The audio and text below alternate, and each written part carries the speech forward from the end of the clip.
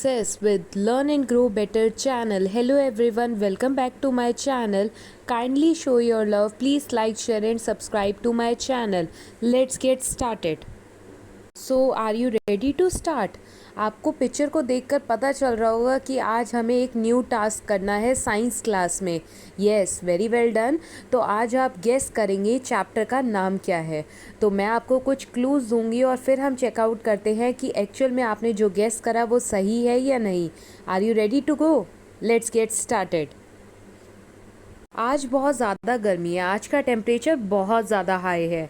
या आज का टेम्परेचर नहीं, ठीक है, नॉर्मल है.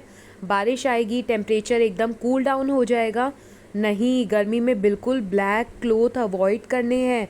एकदम लाइट और कॉटन क्लोथ ही पहनने हैं, क्योंकि गर्मी में अगर हम डार्क क्लोथ्स पहनेंगे तो गर्मी ज़्यादा लगेगी.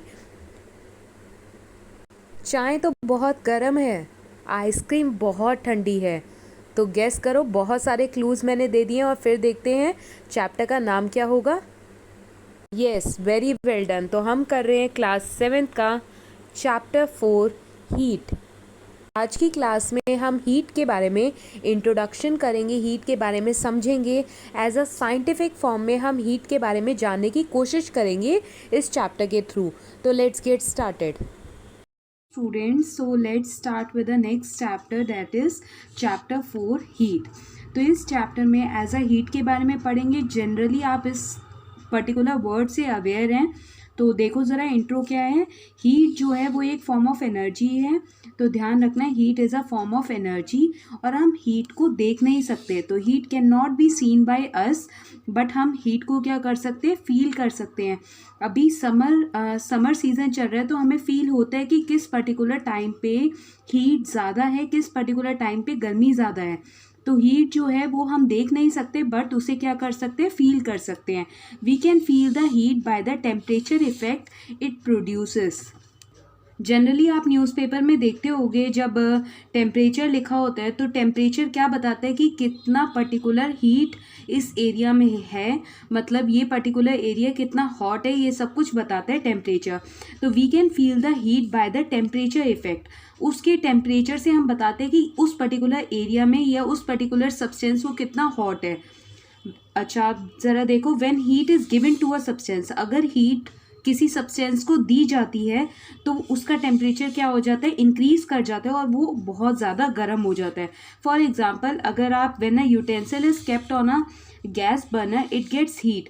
अगर आप गैस पर एक यूटेंसिल रखते हो तो गैस जो है वो टेम्परेचर रेज कर रहा है, इट मीन्स हीट प्रोवाइड कर रहा है.